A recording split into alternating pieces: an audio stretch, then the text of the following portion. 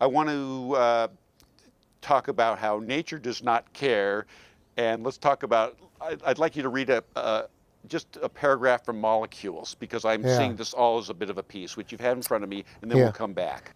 This was a piece about, I was thinking about COVID. I was writing for Splice today. I do kind of journalistic essays. And I was thinking, well, what are these things? Nobody's explaining this. What is this invisible thing that is, killed 23,000 people in my town, New York, and is killing people everywhere? Everybody's afraid of it. You can't see it. How does it get around? Where is it? I said, what is this stuff? And did some research, and it's basically molecules. And when you think about it, molecules, it's an invention, it's an engineering feat by nature, what we're going to call nature, where nature she's put together, she's engineered, structured atoms together, thousands of atoms in its certain structures, and has come up this time with, but molecules are everything. These are molecules, this is molecules, you're molecules, these are molecules. Molecules are the basic structure of the entire universe. And nature has put these together. They're collections of atoms. And those atoms are like mechanical things that actually make the world work. And that's what COVID is. Nature in her we see nature as such a wonderful, beautiful things. Monterey cypresses, the fog,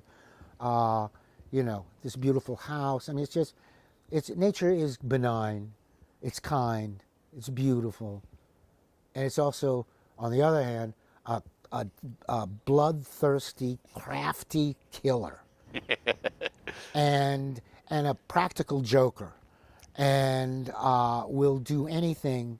Molecules, everybody here will die because of molecules. Mother Nature will kill us. There's no question. Nobody escapes.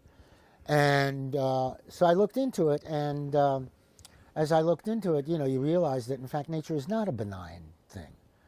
Nature is profoundly indifferent to anything. It's just chemistry and mathematics. That's all that we've been able to see to divine of nature and how it works, and that's what it is. It doesn't care about emotions. It's not interested in being beautiful. We're putting that on top of it. There was a shark attack in Maine, and a woman was wearing a wetsuit and was out in the water and was attacked by a shark and eaten by the shark. And in the newspaper reports, it was all like, well, she was wearing a wetsuit and therefore looked like a seal, and therefore that's why the shark attacked it. No, the shark attacked something that it wanted to eat. It didn't care whether it was a seal or a human. It was food. So that's nature. That's the other side of nature. Well, I'll do a little reading. There's no separation of man and nature.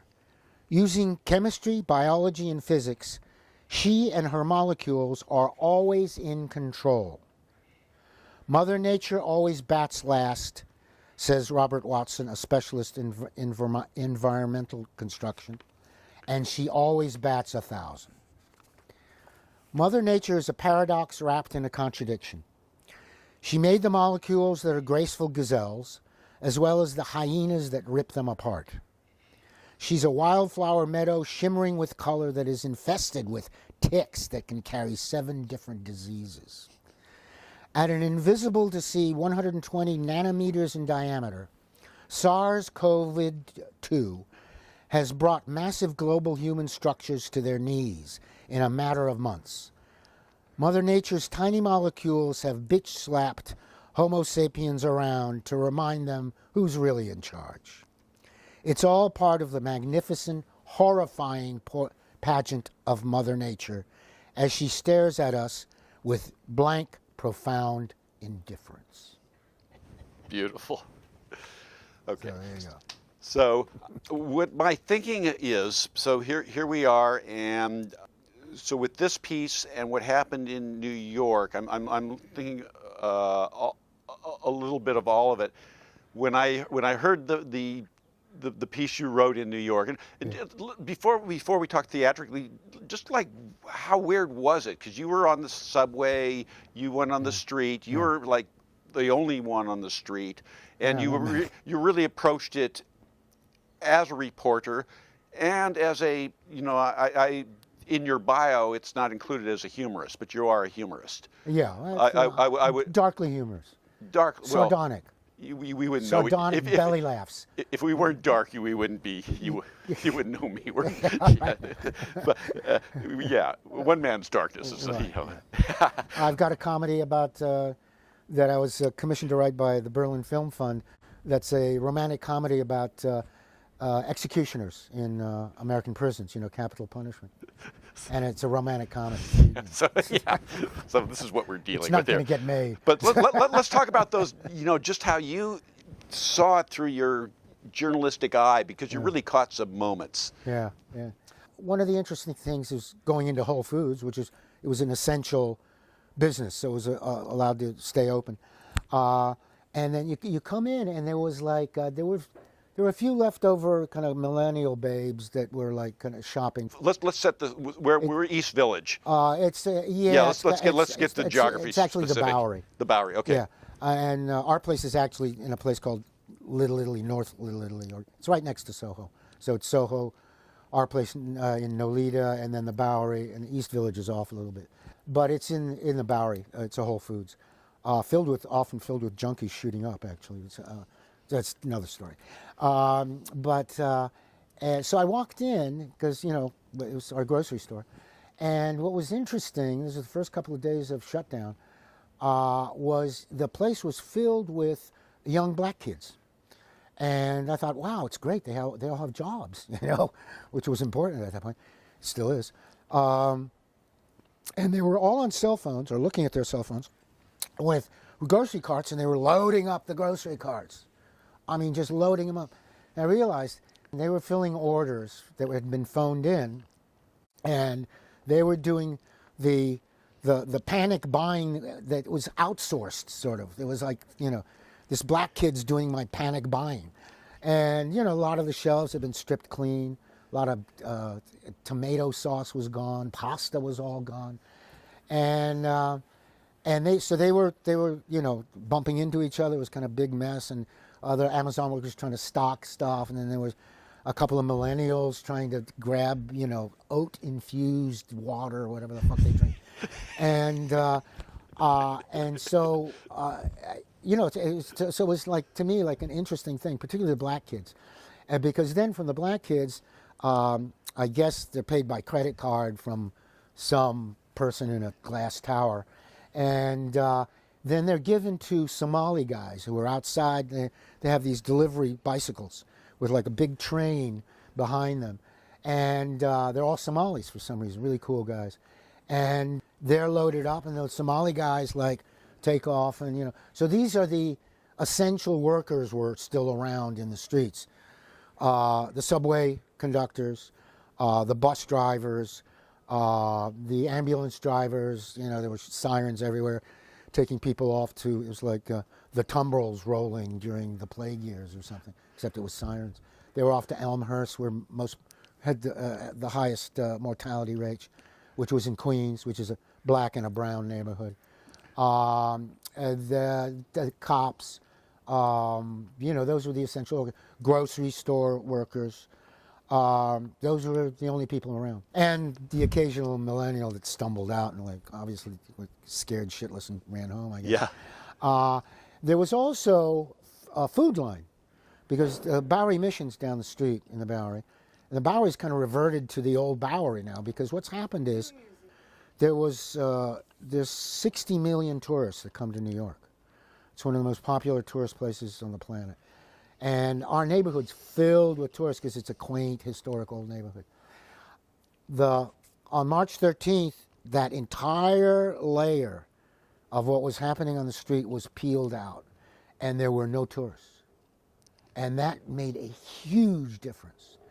Now you could see who really lived in the neighborhood and who was around. And there were a lot of untouchables suddenly. The untouchables are homeless, or drug addicted or insane people that are in the streets. But when they're crowded in with tourists and status monkeys shopping at the Soho stores and stuff like that, you don't notice them. But once all that's been layered out on the streets of New York, you suddenly see, wow, there are all these untouchables, and they're everywhere. You know, sometimes begging for money, sometimes not. Sometimes walking down the street and screaming into the sky. Sometimes on a corner shooting up, and it's like, wow, this is the neighborhood. You know, so the Untouchables were there, and then people that stayed, you know, in their lofts or apartments, and they were walking the dog walkers. One woman was walking her parrots. You know, so the eccentrics. I mean, that's what happened in Manhattan, and that's what was there. And then talk about this, riding the subway, which was kind of riding the subway bold. was actually they had instituted this thing where all the subways went in for heavy cleaning, and the subway stations. And for the first time, taking the subway was amazing because everything was sparkling fresh. It was as if they just opened the subway, and all the subway cars are generally okay, but they were really shiny. And you got on, and there was maybe 3 other people. Since that time, now they've filled up, you know. But it was a pleasure riding the subway. What can I tell you? There's only 3 other people in the car, and everything's sparkling clean. It was if you were going to hide from COVID, the subway was probably the best place to be. You know, oddly enough. So when I read this piece, because I just got finished reading the musical, right? Yeah. And it's actually, let me correct you. If you say musical, you've tripled the budget. So we're calling it a play with music. Oh, a play with music. Yeah, because that's funny. There's no choreography, and there's no lyrics. I've followed John when he was doing Hairspray. He would invite us to readings and stuff like that, and get our opinion and stuff. And I just watched, and this took 2 or 3 years, once he had the money, to put together that musical. Very high-powered people. You have to have a lyricist. You have to have a choreographer. You have to think of major sets. You have to hire people that are singers and dancers. I mean, this is like complications. A play with 10. music. A play with music, because this is like what you do is you just. This is why you go to school. You learn the nomenclature. Yeah, you use the soundtrack. You know, for instance, I've got going down to New Orleans with I think it was Sonny Boy Williamson or somebody that we're using as. So that would be just that actual song put in. I got Barry White. So you don't have to do the lyrics now. No, we just buy the music. Okay, because that was is another problem altogether. That's another issue, yeah. But that saves you if you're not a lyricist. Oh yeah, sure. No. Even if you've written the musical, that's called the book. The book. You then still have to hire a lyricist. Right, but you had put and a composer. You had put words, and a choreographer. You had put words in it. You had lyrics in it. No. I am taking. Or did I imagine lyrics? You imagined it. Wow. It's a standard play, okay? Uh-huh. People talking to each other. At the end, we kind of break the fourth wall, and we invite the audience to join the second line. Uh-huh. And they kind of dance through the theater at the end of the jazz funeral. Well, when with the COVID piece, yeah, then I immediately heard music, dancing. Hey, go for it. You know, so I thought I'll write the book. I thought what you had laid out was an outline for a just because you're such a strange character in terms of being a professional reporter. Yeah, that's how I started. A professional reporter not every professional reporter has a entertainment background. Yeah. So they don't. So it's being a reporter wouldn't get wouldn't write the jokes. You don't write jokes as a reporter. Yeah, no. You don't write commentary. You don't set it in But I tell you what happens to you as a reporter. Well, they used to call him newspaper man, but there's no newspapers anymore. But it's basically you learn to write. You learn to write fast. And you learn to observe things. And you meet an amazing variety of people. And you're in an amazing variety of bizarre situations. So you're learning. You're honing your craft by learning how to write a sentence. And how to write that sentence fast. And how to structure a story. That's what you learn. That's like, and you have to always return to that. Yeah. You always have to read. When I was teaching, it was great because I was kind of going back to the basics. And you always have to go back to those basics. How do you write a sentence? What is a sentence? What is a paragraph? Yeah. How do you tell a story? Yeah. These are basic things that you have to revisit all the time. Yeah.